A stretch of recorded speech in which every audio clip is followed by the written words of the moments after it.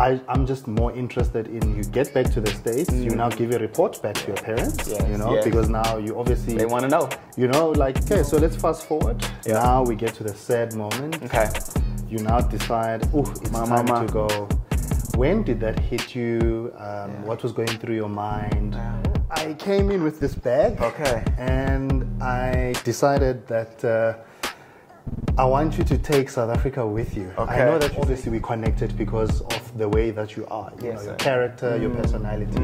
And thank you so, so much. Yes, sir. In closing, what would you like to say to the South African audience and maybe even the audience at large that is watching your channel as we close off and you're dropping the mic today? First off, what's up, beautiful people, and welcome to another episode of Don't Keep Up With the Joneses. Don't keep up with the Joneses. Don't keep up with the Joneses. Don't keep up with the Joneses. Don't keep up with the Joneses. Boom! Welcome to the Family Jones channel. My name is Sifiso Kumalo, and I will be sitting on the other side now, interviewing Rickey Jones. that is true. Rickey. Yes, sir. Oh, bruh. Here we are. We are here. You are 4 days away from leaving South Africa. Yeah. And I just felt let's do this interview just to get your last thoughts. Yes, sir. Of how you found this country. But before we get to that, how do you feel right now? Before we get into the interview, how do you feel now that you know that you'll be leaving in the next 4 days? What's going through your mind, your thoughts? Yeah. It's a mix. It's truly a mix, right? And first off, I will say thank you for spending this time with me as we spent some time together today, and even having the mindset or the wherewithal to say, hey, let's have this conversation, which I welcome it. I'm here for it. You've been my brother since I've arrived, and I think it's no other better person that I could have this conversation with. So first, thank you, sir. And even beyond that, the feelings, oh my goodness, like they're everywhere, right? Yes. Because there's the one excitement of what's to come. Because as believers, we have the belief that what's ahead is always greater than what we've experienced, right? With the ultimate hope and focus and attention to heaven, right? That's the ultimate destination. So that leads to that statement and belief. But even beyond to where I am now, there's the hard reality that this view, this country... You're going to miss this view, huh? Oh, You're going to miss this view. I've been sitting out here early in the morning, late at night, during the day, trying to soak it all in. But what makes the view great are the people outside, right? And I'll miss you all as well. I have my refrigerator stocked with grape Tizers, you know what I'm saying? Like, just, I'm trying to just keep it together. But nonetheless, like, there's all those emotions, all those feelings. There's the times where I'm able to, thanks to YouTube, go back looking at videos of the times that we've been able to spend as a family here and the things that we've seen, the experiences that we've had, the things that my kids were able to enjoy and take part in on this side. And so there's those memories that are flooding the mind. But then ultimately, at the end of the day, I know that I'm better. Right, I'm better because of the 11 months that were spent here and the time that was spent here, from the interactions with great people like yourself to other Americans that have moved to this side, to people that have been visiting and people that I met at church. I mean, the list goes on. I'm a better person because I have the understanding that you can always learn from other people, and don't take for granted each day that you have of life, because it's a learning opportunity. And so with that mindset, I've been aware and, you know, knowledgeable of the different things that I've seen, and I'll take those lessons with me forever and always, and I truly mean always, be a beacon, a megaphone, a announcer, a witness to the greatness that is here in South Africa. So in short, a mix of all feelings, but ultimately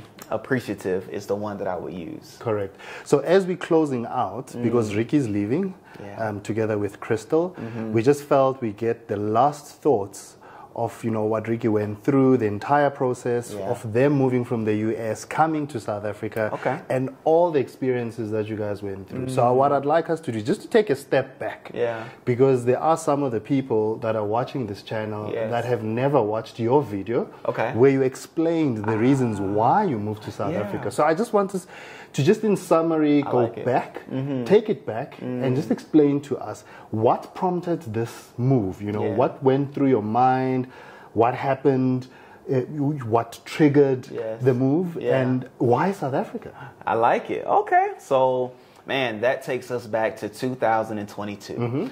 Back in 2022, my wife and I were working, and we worked together and at our church and doing missions, actually. And so specifically, we were doing missions at our church and other administrative activities at our church as well. And I could just sense that there was going to be a shift in our life. I didn't know what it was at the time, but there was one time where I said, Chrystle, let's go out to the parking lot. And I was like, babe, like, God is just showing me and telling me that what we're seeing right now is about to be totally different. I don't know completely what it is at this moment, but this is all I have. These are the words that I have right now. And she was like, okay. And then from there, I just started praying and spending time with God, journaling and different things that I do to hear from God. And in that time, God was like, I want you to move.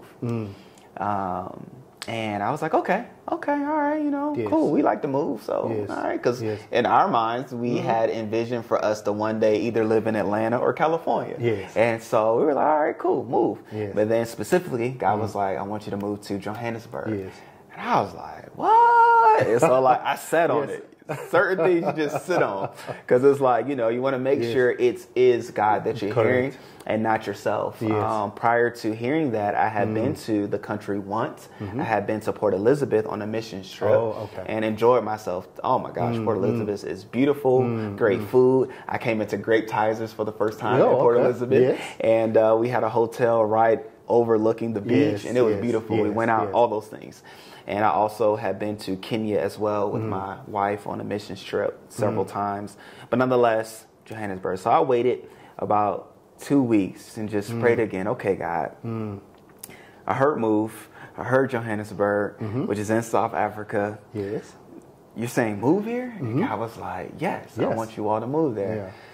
I said, okay, all right.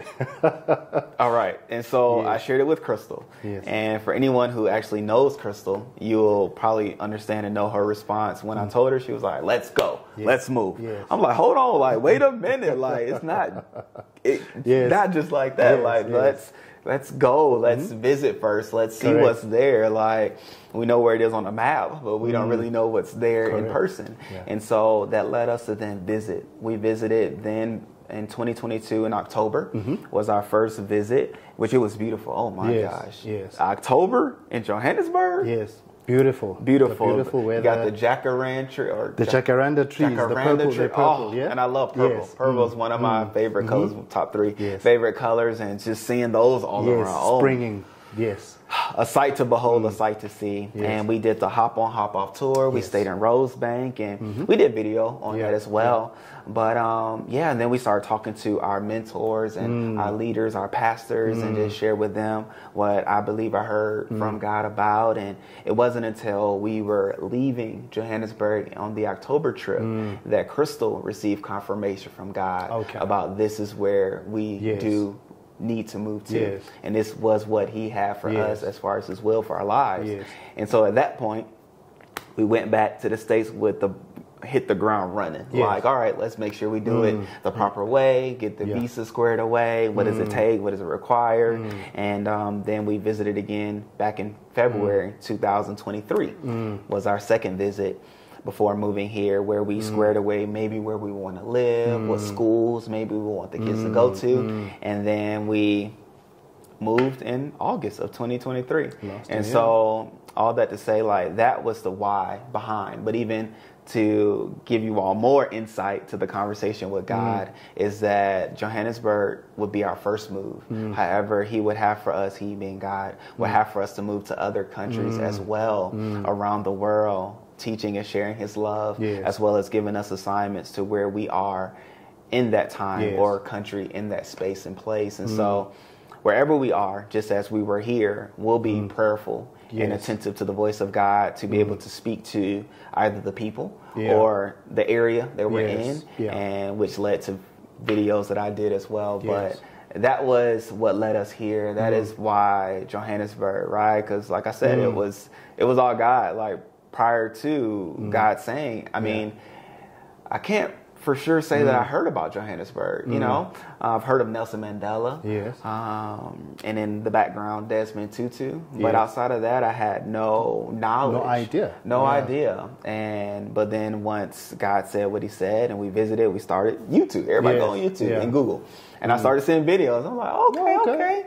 Yeah. And then I started meeting people. Yeah. Lastly, before your next question, I met like Dr. Assad. Yes. And so when we came in October, I reached out to him because he was doing videos living here, and we connected and we hit it off, and which led to us, which is why I mentioned him. It led to us meeting each other. Yeah. And so all that to say, that was the why, and that was the steps that led to us moving here and inevitably going back. Yeah. No, I really respect you that you can discern the voice of God. Yes, sir. And you knew that this is your assignment. Yes, sir. Coming here, it wasn't just, for fun.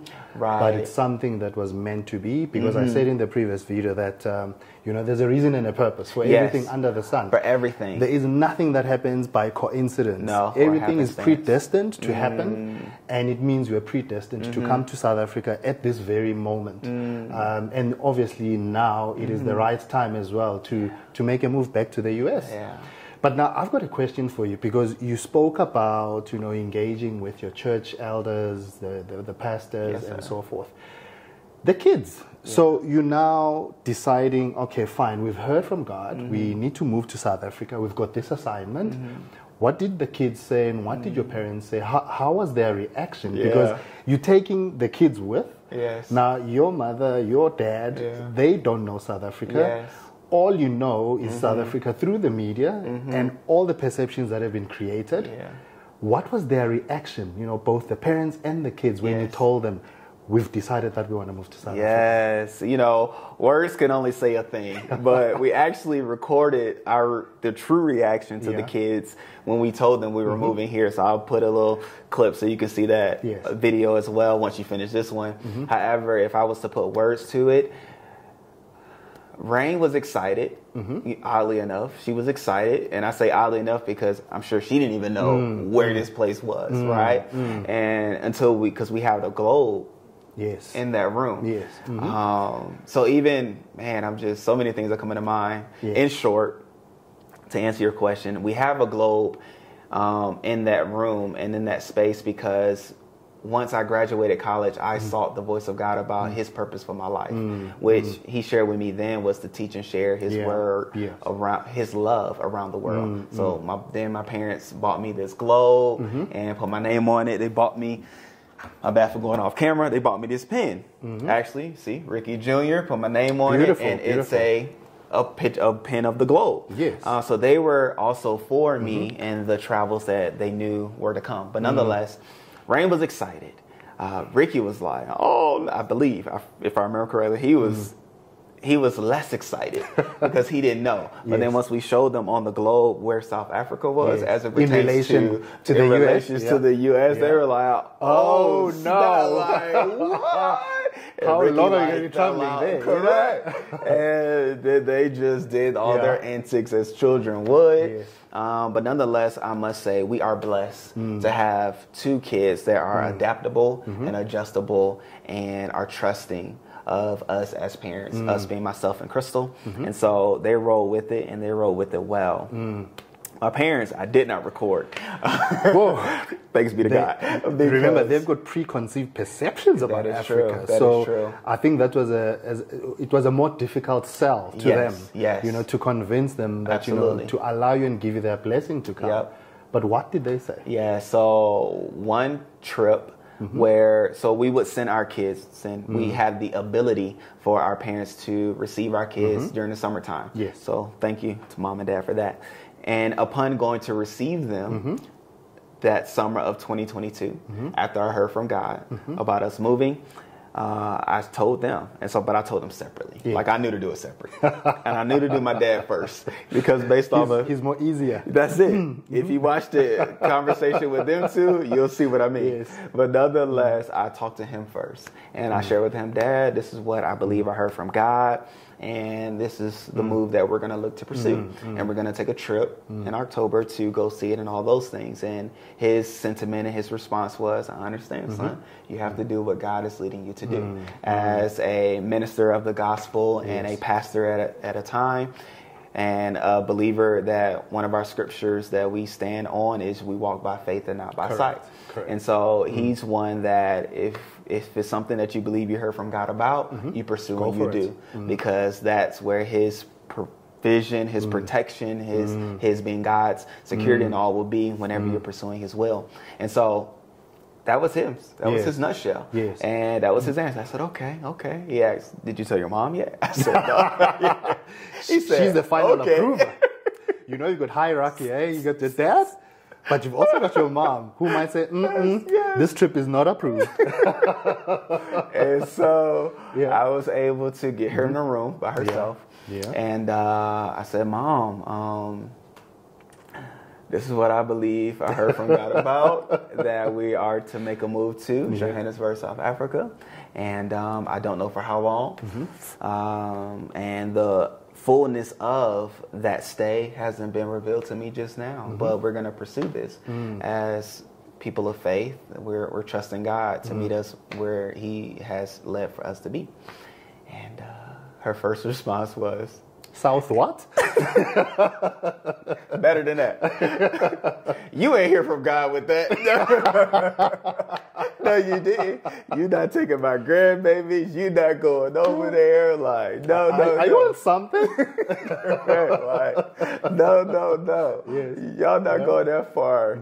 Like, how long is the flight? Like, what is it like there? And all so forth and so on. Which, you know, to your point, those are as well influenced by preconceived notions and ideas and the media and propaganda, the list goes on. And so as best as I could, I answered the questions that she gave and as well understood that I knew this was a heavy load to receive. Yes. And so I can only tell you what I can tell you and allow for you to receive in due time the truths of those things. And so, you know, as a child, you understand your parents and you know what's useful and necessary for them. And you also have an idea of the response that they will give. So that was the initial response. However, a week later, she phoned me again and was like, okay, I understand, right? You all are people of faith. Even Chrystle and I coming together was an act of faith. Yes. And so all that to say, she was then more open to the move and okay with the move. And then she started seeing videos. I started sending her different things and she did her own research. And she started seeing, more of, thanks to the Real South Africa, thanks to Dr. Assad and the others that were posting content here. She was able to see, as I was able to see, what it was actually like here. And when she came and visited, it was just to seal it and say, son, I'm comfortable. Correct. Yeah, because that's parents. Yes, it's parents. I mean, especially for moms, you know, mothers. No mother would want to have their child being vulnerable. Being in a space where they're not going to be safe, especially since you're taking the grandkids with. Exactly, and they're out of the reach. Yes, the close reach. Yes, because it's one thing for you and Chrystle to come here. You're adults. You'll probably know how to navigate and also maybe protect yourself if you have to. But you know, taking the little ones, they're more vulnerable. And also the foundation that you'll be laying in a foreign country, that was probably some of her concerns, you know. But as I said, I mean, I knew that she would have done her research before saying yes, correct, you can go. Because there is no parent that will be comfortable going or having their child going to an environment that they have a perception that it's not safe, it's backwards, etc. So she would have obviously done her research, and then before saying yes, she would have been, you know, comfortable enough to say, okay, I don't know much about this country or this place that you guys are going to, but I think what I've seen so far, I'm quite comfortable with it. So I think, so I think at that point, your mom, your dad, they say they're okay. Obviously, your extended family members will then listen to your mom and dad and say, no, Rickey's done his research. Now you are making the move. Yeah. You've packed. Yes. But remember, you haven't moved yet with the kids. Yes, sir. You're still coming here with Chrystle. Yes, sir. Take us just through the thoughts. Now you're landing at OR Tambo. You get to the continent for the first time because you're still coming to investigate, yes, to do your research. Yes, sir. Because you say you had been to the country, but to PE. Yes. But now you're going to see a different part of the country. Absolutely. So when you landed at OR Tambo, what was the feeling that overcame you, that you felt? Did it still feel right? Were you doubtful? Were you a bit skeptical? What was Chrystle's reaction as well? Yes. Were you still aligned with the decision that you had made when you moved from the States? Yes, and so our initial visit, it was anticipation, right? Okay. Anticipation because, one of our mentors or advisors spoke to us saying that you all should go, right? Maybe God is saying for you to go to do a thing, not necessarily to move, right? So go and allow for God to speak to you upon going there and seeing what he may do with you while there. So there was anticipation, right? To see, okay, is it for us to actually move or is it for us to do a thing and then we'll complete it upon the visit and then we'll go back. Yes. So it was initially there was anticipation. And so we landed at the airport. Very nice airport. I'm surprised by the size of it. I mean, even from where we walked off the plane to get to borders and customs, like that was a walk. I'm like, man, this is large. Right. And I'm like, okay. This is something. And then, you go through the borders, get your stamp and all those things, get your luggage, and you're walking through. There are people even there that are willing to assist you. And, I was trying to figure all those things out. But at the time, we had a little bit of things, so I could just manage it myself. Okay. And so, boom, we get through the customs and make it to the area where there are people that can assist you and pick you up if you have travel arrangements and things, and you see the statue there, and it's like, whoa, I'm actually here. And then you see people that you could tell are from the country or from the continent, and it's like, man, look at my brothers and sisters, right? I'm saying this mentally. Right, I ain't saying it out loud. They're like, man, look at my brothers and sisters. So I'm very attentive and aware, and I look at people, and so I'm like, okay, this is how they dress. Okay, boom. I'm listening to people talk. Okay, I understand them, but I don't understand them. Just taking all this in, and so we Uber to our hotel. And we arrived there. So there is Uber. I can glaze over certain things because it's normal. But just even for those that are listening to this conversation that may not have visited, there is Uber. And you can trust it. And just to interject. So there's Uber or you can catch a Gautrain. Because, you were staying in Rosebank. Yes. So there is a train from OR Tambo, which is the international airport. Yes. That you can take to Rosebank. Yes. That will take you directly to, obviously, where you're going to be staying in that area. Absolutely. Yeah, so there's different, transport modes that you can use, from the airport. Very true. In which we came in contact with the second time. But the first time we Ubered and we arrived to the hotel, which we've talked about, Boko, and Rosebank, and I was amazed. Like the sheer beauty, the infrastructure, the area of Rosebank, the zone, Rosebank at the zone or something like that, at the zone. Yeah. It's a beautiful place in itself. Like you can be captivated and drawn to the country and or the city by that welcome by itself. And so I was at ease. I was comforted.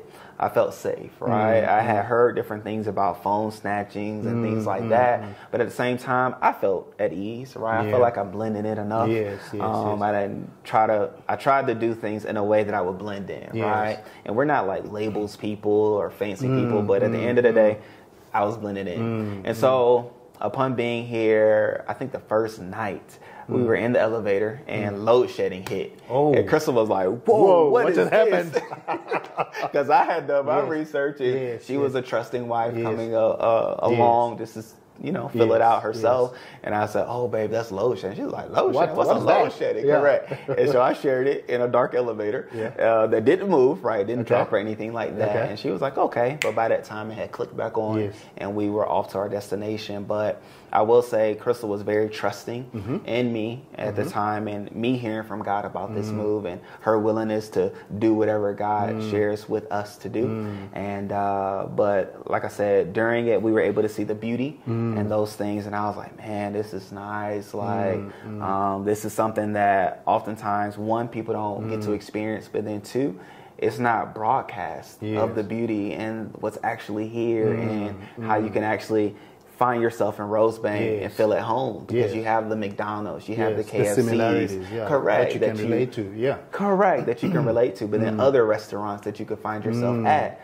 that has great food, and we find ourselves at Rocco Mama's quite often because of the chicken wings, right, the fries, the ribs, the burgers that we're accustomed to on that side, and so all that to say, hopefully in answering your question, when we arrived, like I was like anticipating what's to come. So the anxiety. Correct. But then once we arrived and we walked about and ventured out and started seeing things, I was at ease because I was able to see how life could be done here as we have done and did life on the other side. Okay. But did you have a set itinerary or were you just exploring? No, I was free. I was like, I'm here. Like, God, we're here. Yeah. Whatever you want us to do, we're here, right? And we were open. We were open. We didn't have an itinerary.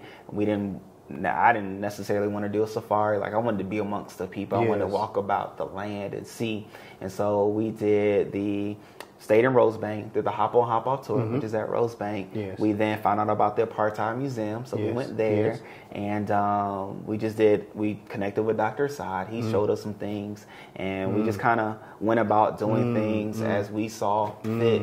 And our first trip and second trip were both a week in length, and we were able to see a lot and do a lot, and felt at ease. We went to a church, because obviously we're church people. And so we had to go to church. And the first trip we went to Rhema, because we have associations with them back on the state side. And so we went there, we enjoyed worship there. And then the second trip we went to Rivers Church, Santon, which is where we're members of, and or were members of. But nonetheless, Okay. So you came here, you didn't have an itinerary. No, sir. You saw what you saw. Yes. Now comes the moment you have to go back to the States and give a report, in inverted commas. What were your perceptions after the first trip? Because obviously there was a second trip, as you mentioned, the following year. We'll get into that. But what was your perception now after the first trip when you went back to the US? First trip, I said, I love it. I love it. And I thank God for choosing a place like this, right? One, because we could have been anywhere on the globe, anywhere in the world. However, the love that was felt here, again, like, you can't put words on it. In previous video, I talked about we getting the names that we received on that trip. The meeting the guys at the Voco, they received us well, loved us well. Guys that I go still to this day, a year later, years later, actually 2 years later, and just go speak to them. Hey, how y'all doing? They still remember us. Oh yeah, and those things are intangibles and things that you never forget. And so upon going back the first trip, I love it. I love it. I love it. I'm thankful to God that this is the place that we're going to move to.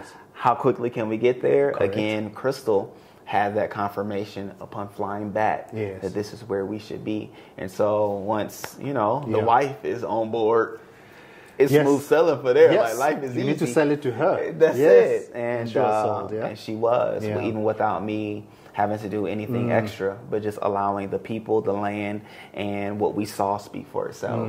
And so it was an exciting trip back. But ultimately, like I said, with the idea of how quickly can we get back, what do we need to do as far as visas are concerned, and letting the kids know, we've tasted and seen, and it's as good as we saw it to be, and as good as God want it for us to be on this side. So that was that part. Okay, so we won't go through the visa process because you've explained that. Yes, sir. In other videos. Yes, sir. I'm just more interested in you get back to the States, you now give a report back to your parents, because now you obviously... They want to know. What happened in the Bible where Moses and them had to go to Canaan to go and check and come back and give a report. Hello. So now you've gone to to this land, which is called South Africa in Africa. There are these perceptions that this place is just not great. There's crime, there's this. Yeah. What report did you give back to your parents and maybe even friends? Yeah. And what was their reaction now that you've seen, you've gone and assessed, you've done your research, but now you've seen, you've lived it, and now you have to give a report back. What did they say? Yeah, if we were to flow with the biblical story, it's the land that's flowing with milk and honey. Milk and honey, bro. You know what I'm saying? Truly flowing with milk and honey. But even beyond that, I would say that we, again, just as we've been vocalizing on the channel, we said it's a beautiful place. Like truly, it's not what you may think it to be, right? It's not just full of poverty. It's not full of famished kids as commercials would have you to believe, right? I mean, they don't say it specifically, but if that's all you're seeing, you're thinking that's all that's there. It gets engraved in your mind. Correct. And we were able to tell them, no, like there are a lot of things there at the time, being back in the States, where there are a lot of things there in SA that are similar to what's here in the United States. And there are even things that are so much better on that side. We were sharing with them how the food is better, how there are technologies, like even going through the gates to certain communities or neighborhoods, you can just, scan your hand and boom, you're given access. Like I can't think of a neighborhood in the States that does that. There may be, I just haven't been. But nonetheless, like even how those technical advances are there and how the malls truly have all the stores in one spot. Like that was something that speaks to convenience. And at first we were like, why are these shopping carts walking around the mall? But then we were able to go back to the States and just be like, oh man, we gotta go from to here, this store. drive there. Correct. As opposed to doing everything in one spot. Space. So the convenience evident. The people, the way the people, from the servers to the waiters to all the people, how they were respectful, how they were nice, how they were attentive and things to you. We were able to just share how nice and loving the people are. And I mean, the list goes on, but the report was good. The report was what we received, right? The report for us, I'm sure, is very similar to those who visit from the States that then go back. You're speaking of the positives and things that you've experienced as well. I will say this is too. On the hop-on, hop-off tour, you have the option of doing a Soweto leg of the tour, right? And so we did do that part because we heard about Soweto. We heard about townships, right?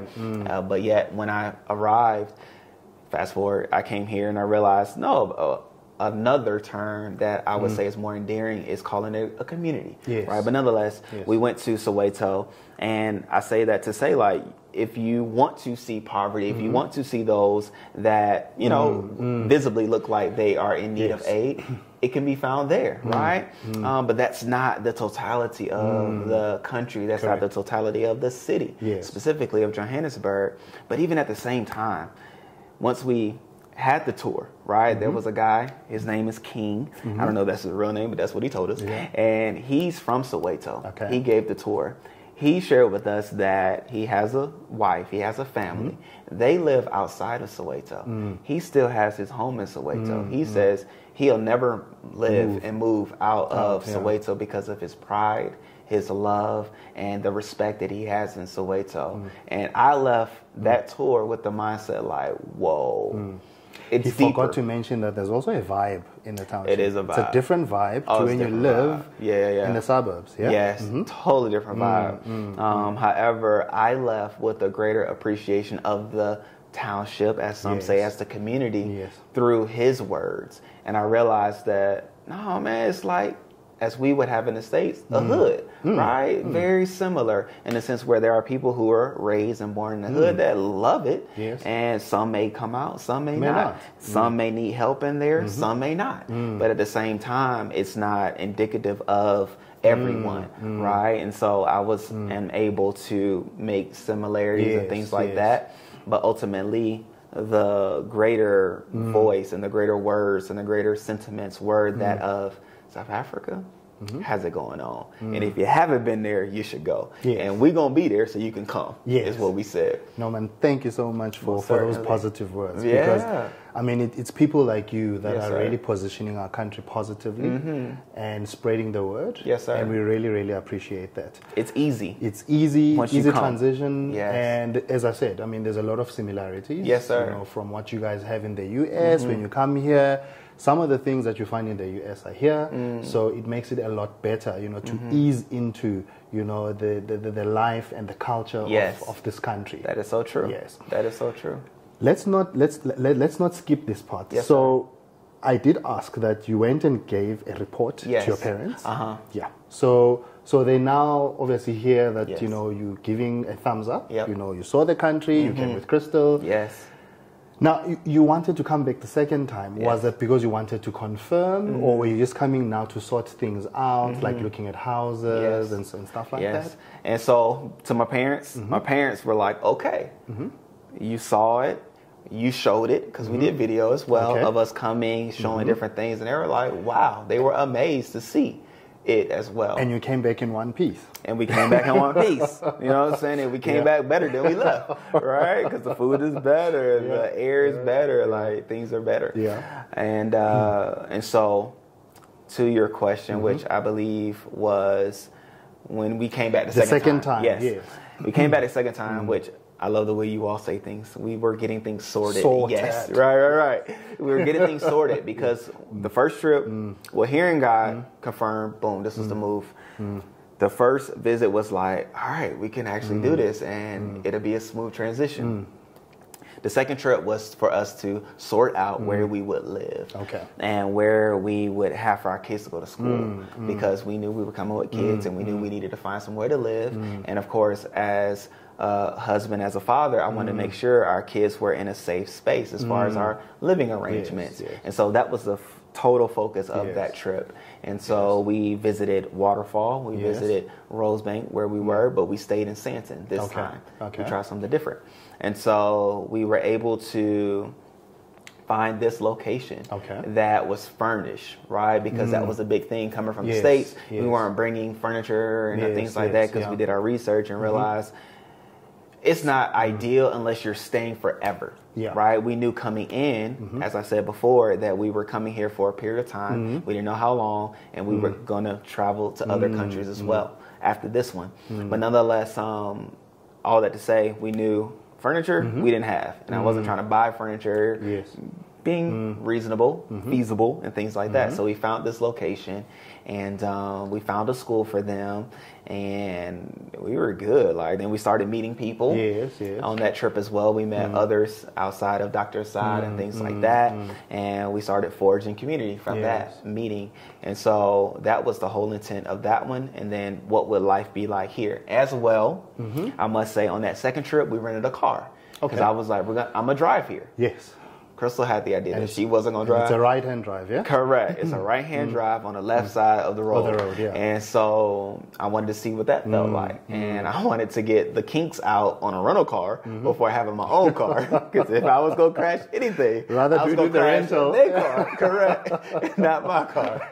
Oh, that's funny. But that's advice that I do give people. Like, if you're going to drive first, drive a rental car. But nonetheless, in it all, we wanted to do that. So I drove some. Chrystle may or may not have driven, but nonetheless, I wanted to fill that out. And so we did that as well on the second trip. Okay.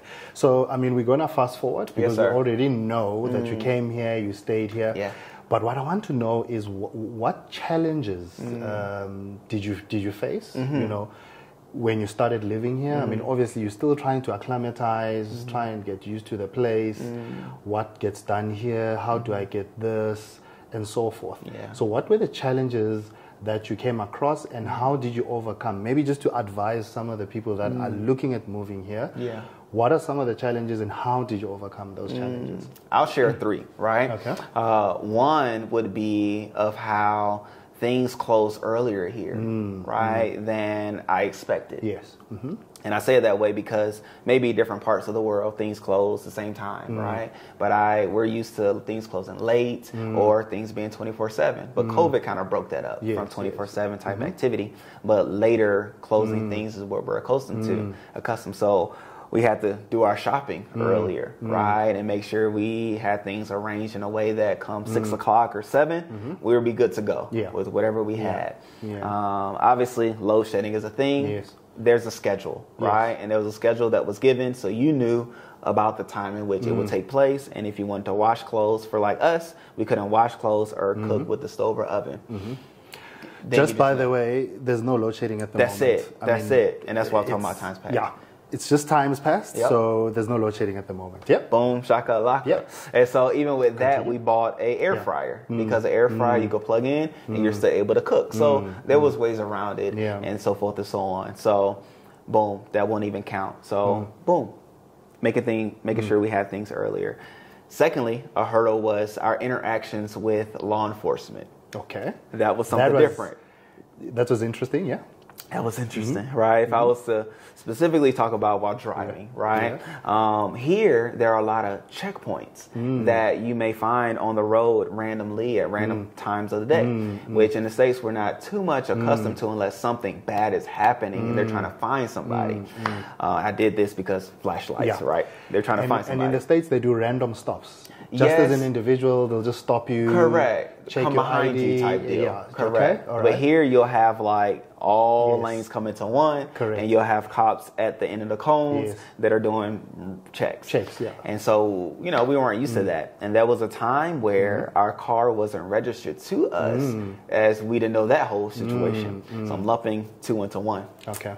Double for your money. But nonetheless, we found out that our car wasn't registered to us and things were out of sorts. And so thankfully, the law enforcement that pulled us over, he was very nice. He was aware of our social medias. And so he educated us. Hey, make sure you go get this, go get that, boom, boom, boom, boom. And then Chrystle had an instance where she was not explicitly asked for bribes, but when she came back home, I was like, babe, that's what that was. No, she was like, oh, that went over my head. But then there's that. But ultimately, at the end of the day, I will say, just conduct yourself as you would, right? And just be the honest person that you are, and you'll be fine, right? And there's that. And so that was a hurdle. But ultimately, I gave you the antidote to the hurdle. Just do as you would, right? And there are cops that will assist you in your ignorance, right? Because we did not know that the car, we just bought the car thinking it was then transferred to us, which no, there's a whole process that you have to go through, which you should go through with the dealership that you purchased the car from, and making sure your disc is registered to you and you have proper documentation that says that. And so that was taken care of thanks to the cop who made us aware that y'all are out here riding legally. No, it's all about enforcement. Yes. They're just trying to make sure that everyone is legal and they're enforcing the law. Absolutely. In terms of your disc, as you've mentioned, the car is valid, it's supposed to be on the road and it's roadworthy. And you are also a person that carries a license to drive. Because you might have people that are driving around putting other people in danger because they don't have a license. So it's all about enforcement. That's what they're trying to do. So it speaks to security and also safety in the country. Which I'm with it. I'm with it, and I get it, right? And it wasn't a nuisance. We just weren't aware of that part. But then we were able to drive with our license. But then he informed us if you're staying longer than like 90 days or so, you should get it's a certificate that you get. And you can also get a license here if you want to take it a step further. But we were able to get that paperwork and all those things as well. So we clean now, you know what I'm saying? Thanks to the enforcement that then informed us of how to be worthy. But nonetheless, in it all, that was a hurdle. A third hurdle, I would say, is just not having our community here that we were so accustomed to there and having to reestablish one here, right? It wasn't hard to do so.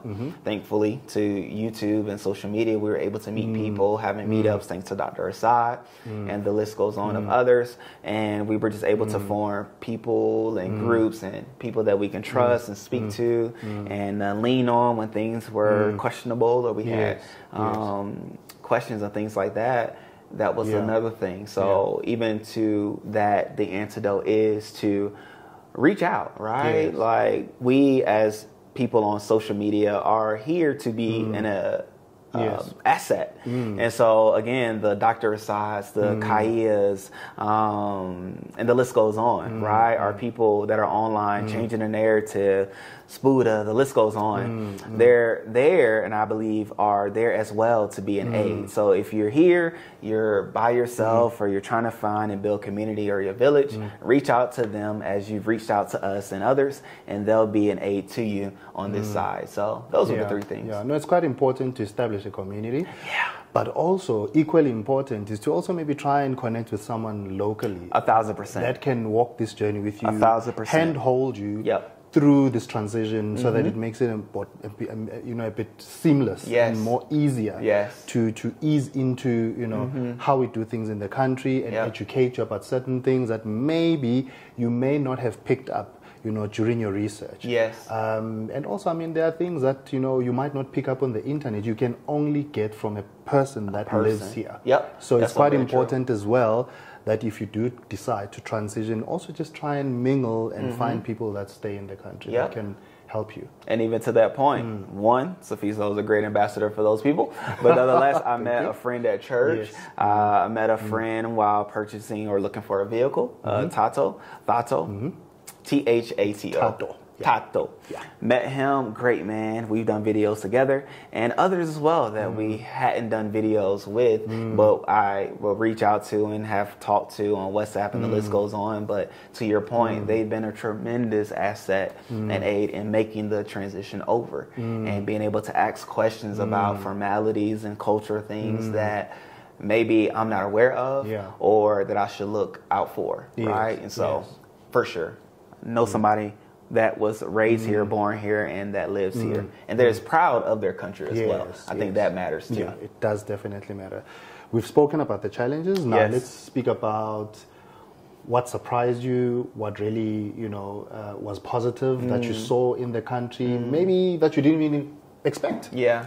Because there are obviously things that you would have probably not even known. But when you arrived here, you realize, oh, okay, these guys have got this. This is how they behave. Yeah. This is what they do. Yeah. So what were the things that were positive about the country that you feel you can even take with you to the US in terms of experiencing or that you noticed and you would like maybe the US to also have? Yeah. So one of the things that caught me by surprise, which I believe speaks to the American in me, is how much wealth is here.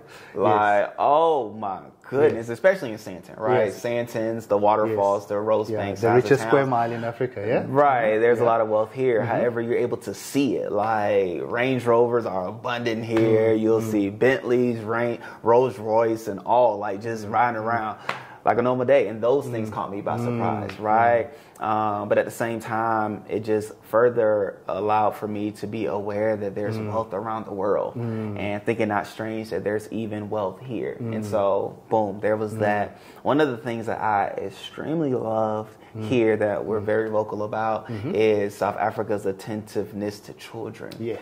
And I say that because there are a lot of restaurants that have family-oriented, It's family-oriented, has play areas for the kids or attendants that will even watch your or mind your kids, as some would say. Mind your kids as you're eating, you know what I'm saying, with your spouse or your partner or significant other. And so that was very useful because we were here with our kids. And where we were, our kids were also. And so we were able to take part in the Josie Joys, the Spurs, and the list goes on, right? And so I love that, which is not the case in the States. In the States, Like, at best, you may have like a McDonald's or a Burger King or a Chick-fil-A that has a play place, and it may or may not be open after COVID, right? COVID shut a lot of those things down. And so I wish we had more of those things stateside so that, families could be families and go out and do family things, but then also the kids can do kid things and not just have to sit at the table and color a piece of paper that they probably have finished in 5 minutes. Okay. So there was that. But then I also love, as you all have the phrase Ubuntu. Yeah, right? Ubuntu, I am because you are. And I love that. And I take that with me because, one, I love people. I love people. And in my love for people, always want the best for them and specifically the best out of them. And so, and I love the phrase and how it works because it speaks of how we're all in this together. And I can't do what I'm here to do without you doing what you are here to do, right? And it to me, it alleviates competition. It alleviates the crab-like mentality that I see a lot of in the States. And so that I've been a proponent to vocalize. I even have it as a screensaver on my phone to remind myself of that, and one that I will take back on stateside. And it's one that you feel when you come on this side. And just how people interact with each other and how they aid and help one another. And I can't ask anybody something of them, like, where's this, where's that, how do you do this, without them telling me. And in some cases, even taking me.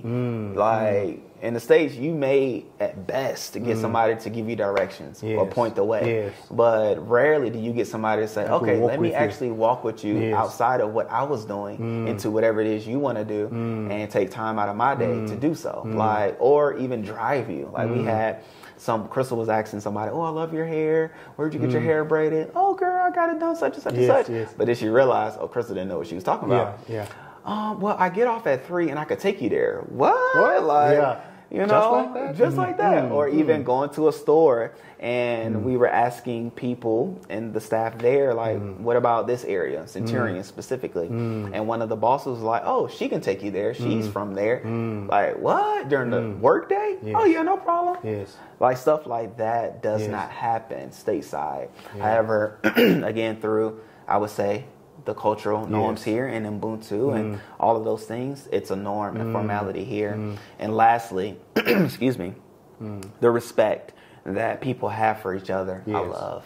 And it's shown in various ways. So those were the things that not only caught me by surprise, but specifically things that I look to take back as they are now within me. And the weather?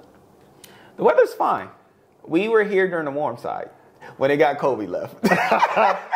I'm getting a feeling that you guys are running away from winter because you decided to go back to the States for a month in June. In June, because you knew there was going to be winter, and suddenly, oh, by the way, we decided we're going back to the States full time. It does look like it's that. Still winter. I can see that. I can see how the optics look that way.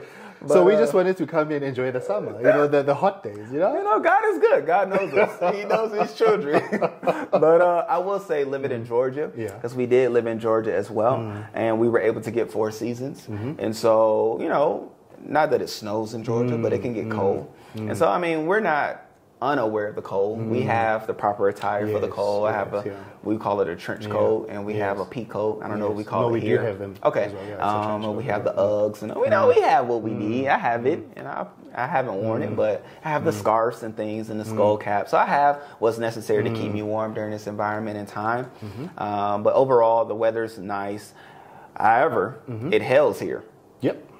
Being from Georgia, living in Florida, moving here, I've never seen hail. So we saw hail for the first time. My kids and all saw it as well. And it was a sight to see. Like, it was heavy hail that day. It was heavy hail. And cars were shattered, damaged, especially in Waterfall area. And so all the Assad had the he said his car looked like cellulite hit it. My brother, he is unique. I love my man. But nonetheless, we saw hail. I saw hail for the first time. And so all that to say, those were the weather things. The weather's nice. Rain. We're used to not electricity, but lightning. Which the lightning here is beautiful. It's like an orange color. And but it also could be because you've got a beautiful view. So you're nice and high. You know, when you're high up, your view is different to a person that's That is very true. We're up with the lightning. It was nice. But a nice view, eh? I was trying to record it, but it didn't come out right, so I didn't post it. Let's get back to the driving. You mentioned that when you first came, you hired or you rented a car. Yes. You drove that. The second time. And that was just for a week. Yes. And you came now permanently. Yes, sir. Permanently in inverted commas. Yes. So when you bought your own car and you started driving, how was that? How was that experience? Oh, it was nice. It was exciting, right? It was more so exciting when we first purchased our vehicle because when we moved here, we rented a car again until we figured out what type of vehicle we wanted to buy. And even with that, right, we were aware. Okay. And we were aware of our kids' safety and things like that, and just asking questions to locals, right? As we would say, what type of car should we buy?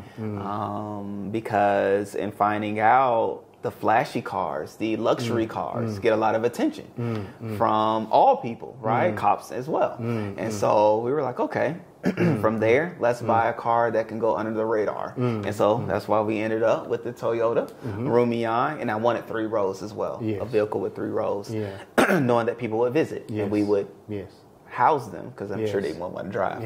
And so all those things went into play as to why we purchased the vehicle that we purchased. And so, yeah, we were under the radar. Like, we would come to traffic check sometime and the police would wave us on through and let a BMW be behind us. You go to the side. Yes. Thank you. Yes. Mental note. Thank you, friend. Thank you. But then as well, it would be times where at traffic lights, there may be kids doing different things and, you know, then they want some money. And there were times where I was ready and willing, but they went right past my car. So I was like, oh, okay. I wanted to give you some, but you're not giving me attention. You know, so okay. And so it went under the radar yet again. So ultimately, to answer your question specifically, there was excitement when we purchased our car because now we have our own mode of transportation and we could do whatever we want. Okay. So how long did it take you to really, really settle after you arrived? I would say about 3 months. 3 months. 3 months in. So the first month was the awareness that we were actually here. Like, it didn't hit until a month in that we actually live in South Africa.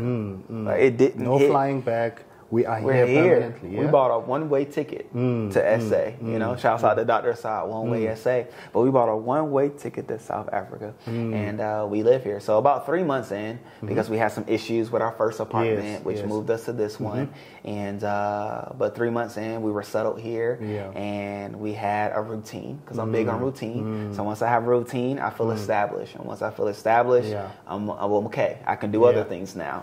And so 3 months in, we had a routine. The kids were in school. We had a church. We were going to church, and we were finding out where we wanted to eat and where to buy things. And Chrystle was cooking, and we were there.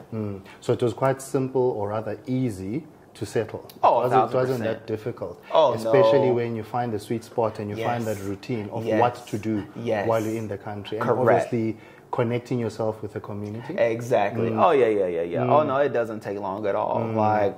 And then even within those 3 months, because you may say, whoa, 3 months is a long time. Well, within that 3 months, like I said, we had to move apartments because we had flooding in the other one. And then we also moved the kids' school because they weren't comfortable where they were. And so those things were a part of the distractions to not get us into a routine. Okay. But once we had those things in order and in line, we were good to go. That's good. And then, like you said, we started meeting people and we started going out and getting the kids out and about because, you know, kids contained in a space is not going to do anyone good. And so all that to say, all those things stacked upon each other, we were good to flow. Yeah. Okay, so let's fast forward. Now we get to the sad moment. Okay. You now decide, it's time to go. When did that hit you? What was going through your mind?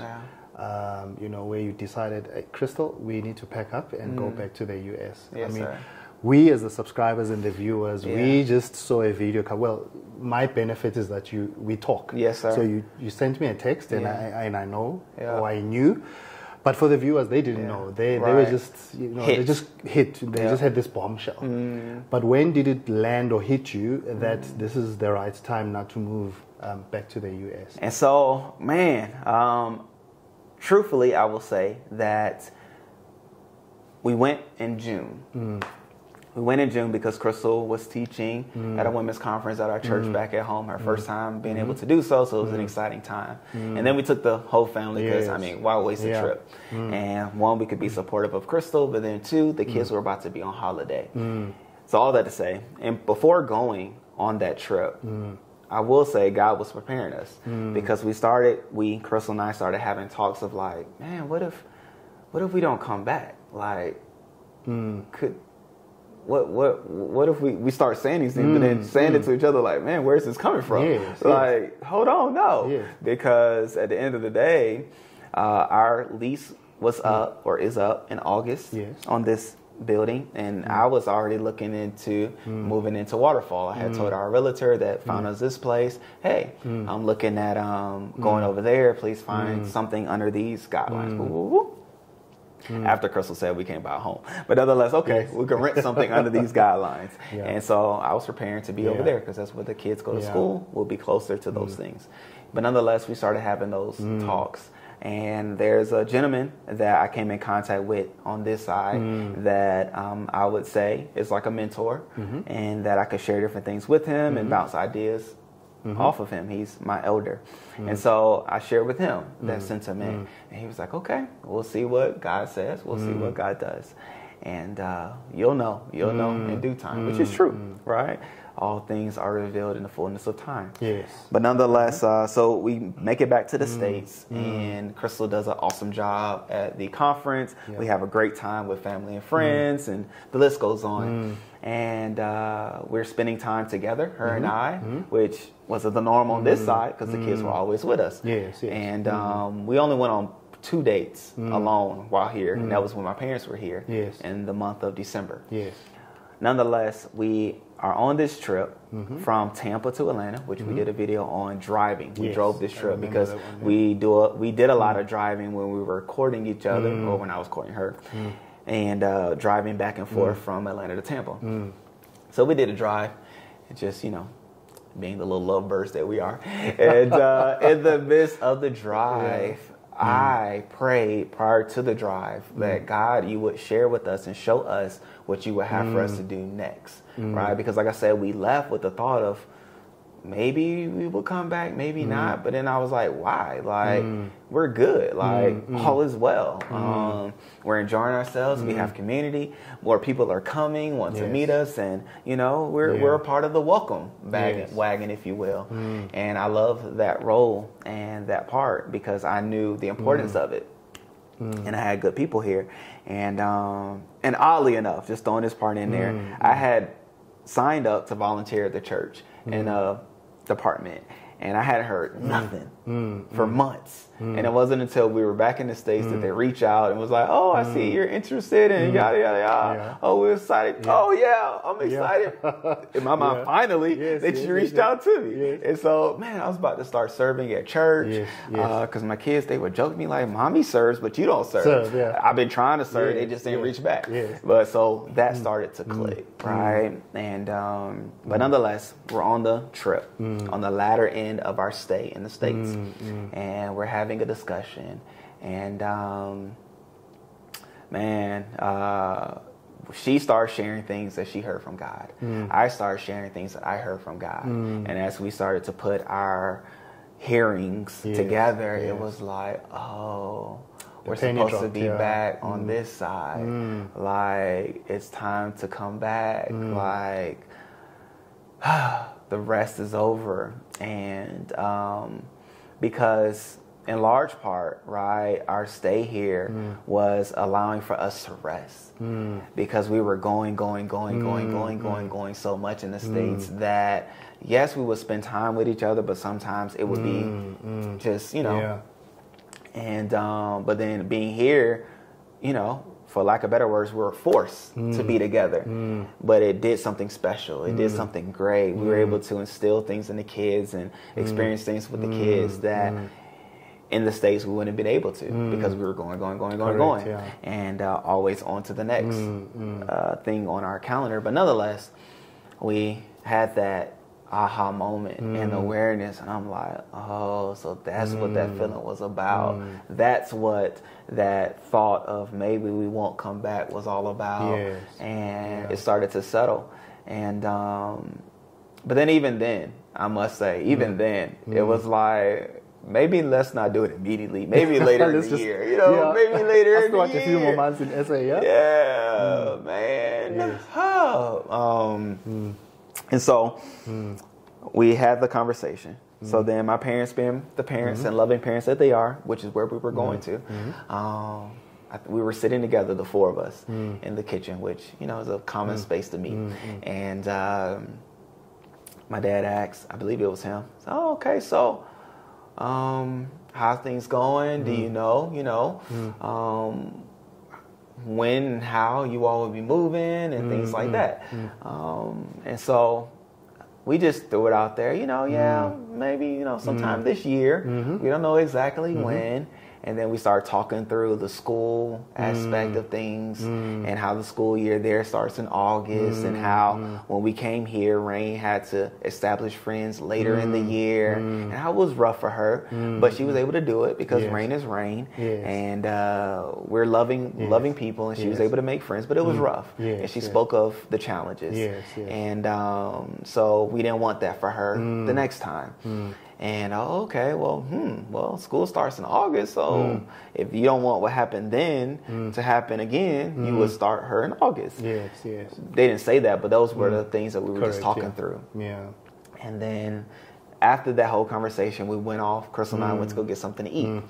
And upon going to get something to eat, we talked. I was like, man, like that was the first time we said it out loud to somebody else. And I was like, Chrystle, in saying it again, I feel like we need to come on back. Like, I feel like that's what all this leads to and what God was sharing with us, and, you know, put it together. That's what that is. And she was like, yeah, I mean, it only makes sense. And so I was like, okay.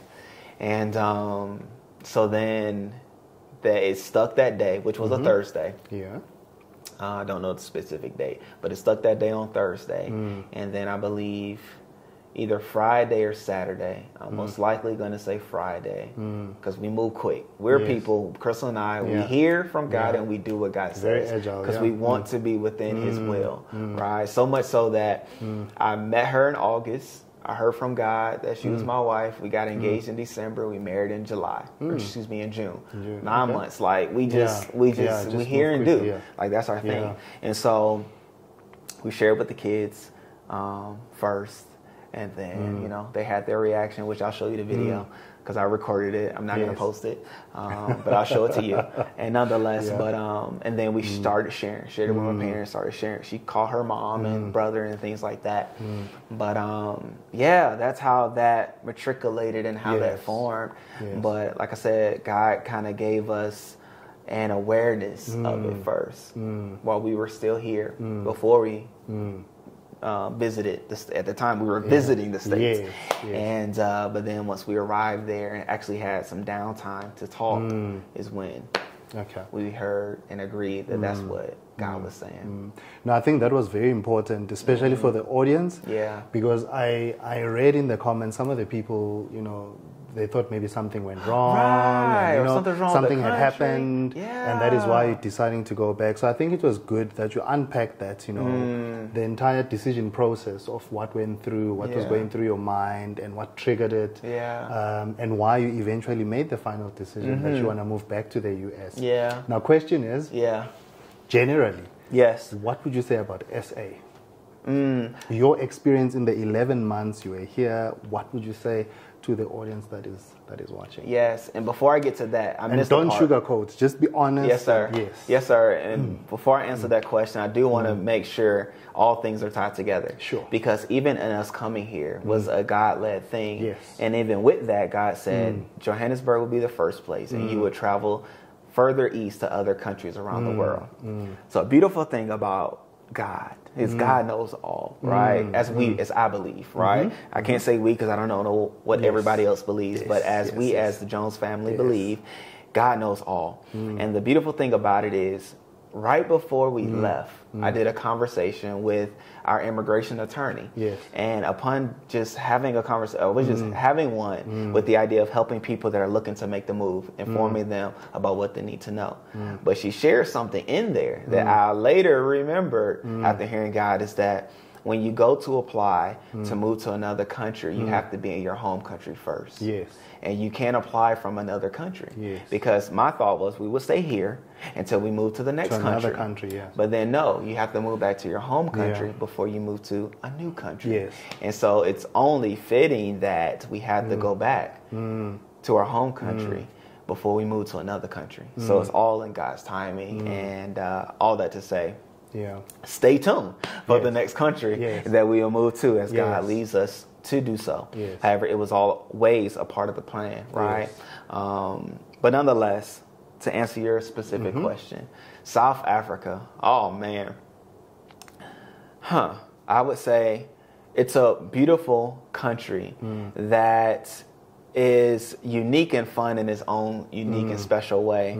I had my run-in with the cops, but in a physical run-in. Traumatized, yeah? Yeah, but at the same time, like, it's cool, right? Because, again, you have to take yourself outside of your emotions, outside of your personal feelings. And the specific running I'm talking about is them specifically coming upon me 3 against 1 and saying that I was Nigerian and I was scamming people and my passport is fake and all those things. That one specifically. But nonetheless, I say other to say, coming out of that situation, I look back at it and said, I mean, okay, they're ultimately doing what they feel is best as their job requires for them to do. Correct. And at the end of the day, they don't know me from the next person. So hopefully what they did to me, they'll do to the next person. And prayerfully, whatever they were looking for, they found it and eradicated that problem off the streets. And everybody is safe and happy with what they did. Yeah. So there's that.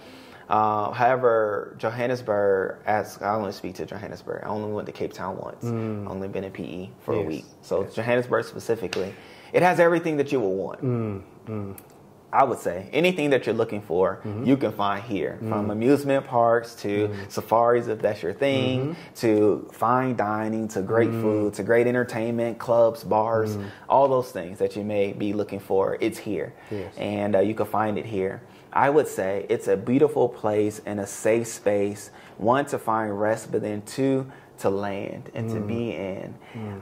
Because again, you can find all things. The homes are magnificent. The cars are great. The infrastructure's here. The roads are here. And you'll be able to find whatever it is that you're looking for. Anything that just thinking like, what did I miss here? That I didn't, it was just food. Really, it was foods. Like, which, you know, I did videos about like syrups, bad stuff. Because the thing is, the food is good here because they don't allow, they being whomever regulates your food administrators, right? And the States is the FDA and other acronyms. But nonetheless, whoever regulates the food does a magnificent job of not allowing for the bad things, the harmful things, the things that will cause cancers and diabetes and things like that and dementia, inevitably, to be what you all regularly consume. But, you know, we was missing those things because those were tastes that we were familiar with and looking for that we couldn't find, but to the good. But nonetheless, those were things that we missed. But South Africa, man, I love it. I love all things about it. The schools were great that we had our kids in, right? There's levels of schools, just as it is all around the world. I'm just trying to think through it. Like you said, there's no load shedding, but that wasn't a big deal for us because we figured out how to live around it. Yeah. But yeah, I mean, speaking of food, is there anything that you think you'll take back home with you? Obviously non-perishables. Anything that you might say, okay, let me just take this. I know it will last me for like a few days or a week, but I'm taking it with me. I thought about it. I thought about the grape Tizer because I love it with all my heart. I thought about it, but I ultimately want to allow for things that I experience here to remain here. Right? And I want that to be the things that I get to enjoy when I visit again or when I come back again or when I see people here again. Like I want to embrace all of what was here then and not take any of those things there. So I was going to, but I said to myself, no, allow for what's here to remain here so that when you come back again, because we will come back again, that's good news. To visit, right? I don't know if it will be to move, right? We're ultimately following whatever it is God has for us in our lives, knowing that not only is it just us, Chrystle and I, but it's also our kids that are affected by the things that we do. So that also allows for us to be attentive to His voice. But nonetheless, man, it's a place that, again, I've marketed, hopefully in its truthfulness, because it is a great place to be. It's one that us as Americans can be and formulate here in a way that's easy, breezy. Lemon squeezy, as my nephew would say. But nonetheless, I mean, I love it here. Like, I mean, is there dangers? Yes, but I believe you have to go to it to get it. Like, it's not as abundant as one research may find. Like you have to actually go to it for it to come to you. Like any other city. Like any other where city. there'll be dangerous places that you can't really go to. And if you feel a certain way when you go to a certain area, respect the feeling and get out. Yes. Like it just is what it is. But to your point, that's anywhere around the world. Yes. You know what it looks like where you may or may not feel safe. Just keep going. Yes. Or tell the driver, keep going or whatever, whatnot. One thing that we experience here visually, because we didn't experience it physically, is the abundance of help that one could acquire within their home and even with the kids. Yes. And it was a joke that, man, we're going to get us a help and take one back. But we didn't just now. Yes. But we may phone someone to come on back because I love it. I mean, it's something that a luxury, I must say it is a luxury, and that is abundant here that caught us by surprise because only the wealthy, rich are able to do it on that side, stateside. But having someone live with you and tend for your kids, if that's what they do, or tend for your home, cleaning it and sorting things out with your clothes and maybe cooking, right? The list goes on to the help that one may have in their home. We were introduced to it here that we would have never come in contact with it on that side. So that may be a thing that we take with us. Don't you guys have like au pairs that side? Some do, right? Some that have the ability to do will do, but it's definitely at a smaller scale than what you all have here. For sure. Okay. Oh, yeah, because you can have a home that somebody takes care of the home, somebody takes care of the ground, somebody takes care of the pool, and insecurity, all at one home. And it may not be a extravagant payment that they have to do for those things, whereas in the States, it's different. Forget about it. Like, you definitely have to be a millionaire to have those things. Okay. So, Ricky, as you drop the mic... On this episode, because we're going to come again. So he's just dropping the mic from South Africa. From South Africa. Or rather, living in South Africa. Yes, sir. I have a surprise for you. Oh. I have a surprise for Ricky. Is it? Yes. I wasn't ready. I didn't know. I saw the bag, but I never He didn't know. I came in with this bag. Okay. And I decided that... I want you to take South Africa with you. Okay. I know that you said you're not going to take any food with you because you're leaving everything here as you're dropping the mic. Yes. But I want you to take this with you. Okay. And I want you to use it. Yes. So that you always remember South Africa. Okay. And always you remember me. Yes. But I want you to have a look at it. Yes. Shall I open it now? You can open it right now so that the audience can see. Oh, snap. Man. And I know what this is. If you don't know, I'm going to let you know. This right here is a soccer jersey representing the Pirates. You know what I'm saying? The Soweto Pirates. And I know this because, man, I'm getting goosebumps just looking at it. I was looking online at, I think it's called Sportsman's Warehouse. Boom.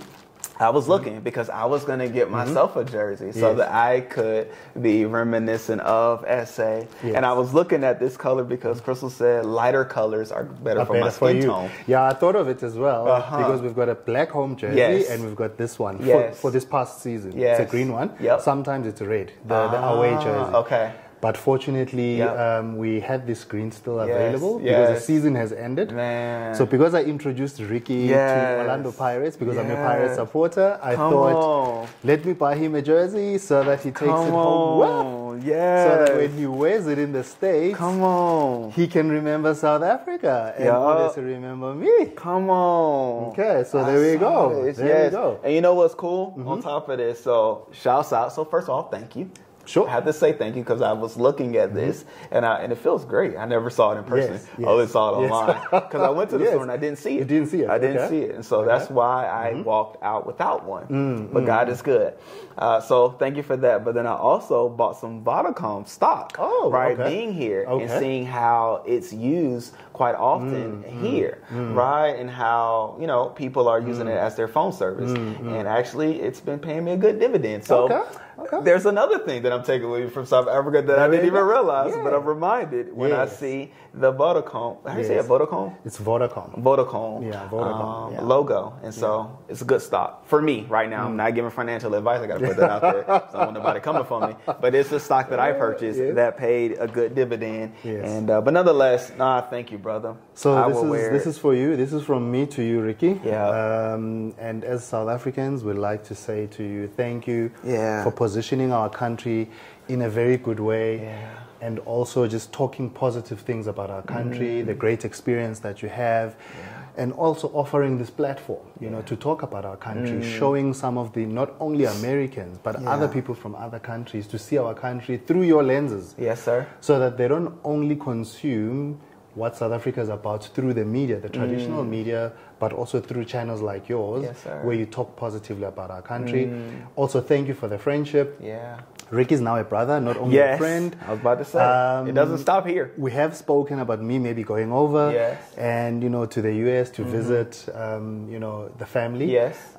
So I really thank you and value your friendship. Yes, sir. And let's still keep in touch. Most certainly. Let it not end here. Yes. And to good things going forward, to the next country that you're going to be moving to. Yes, sir. All the very best. Oh, thank you for also representing the kingdom very well. Yes, sir. You're a great guy. Thank you. And, you know, obviously we connected because of the way that you are. You know, your character, your personality.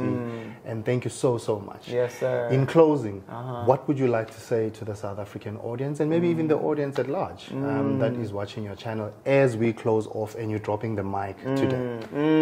First off, thank you. Like, I mean, gosh, what amazing words. Let me give you a firm handshake by saying thank you, my brother. You know what I'm saying? And you're my elder, so I'm looking down. Thank you, my brother, because I've been learning from you the traditions and the customs of the great country here in SA. And so thank you for this. And for sure, I will treasure this with all my heart. But nonetheless, wow, to the people of SA, wow, what an opportunity that we've had as a family, and an opportunity for us to come together and for us to be able to showcase and show how great and grand our lovely country is, right? I said you're first because we came here, but then upon living here and being here, it became a part of us as well. So how beautiful our country is, and my sentiment and desire is for us to realize and truly appreciate how great it is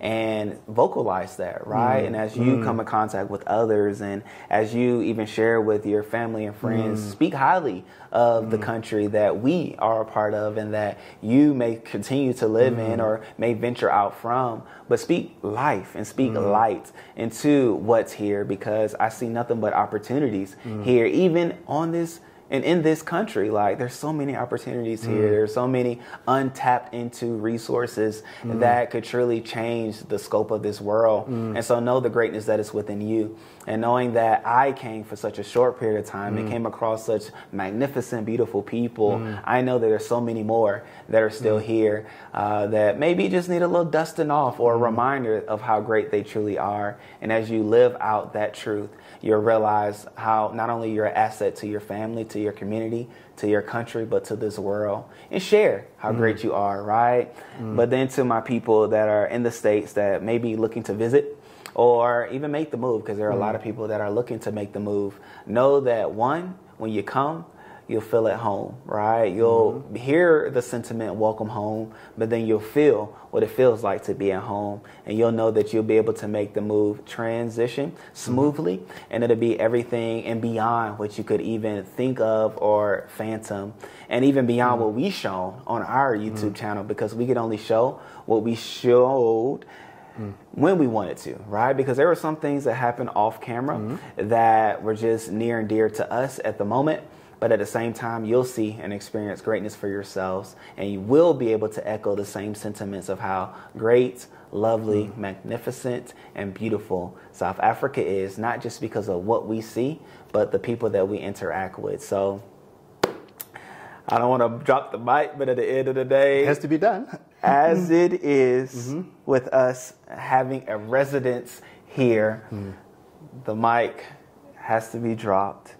However, the conversations will continue. Thank you. Yeah. I am not going to add or subtract to what Rickey has said. Just keep watching the channel. Yes. Don't forget to comment and also to subscribe. Yes. Rickey is still going to post more videos together with Chrystle. Yeah. So please stay tuned for more videos that will be coming from Chrystle and also Rickey on this channel so that you can follow their next journey. As we sign off, peace. It's a sad peace, but we love you all. Peace. You gotta close my eyes. You gotta close. Boom. Welcome to the family. I like it. So you're gonna have to start again. It'll be a blooper. It'll be at the end. Okay. All right. So.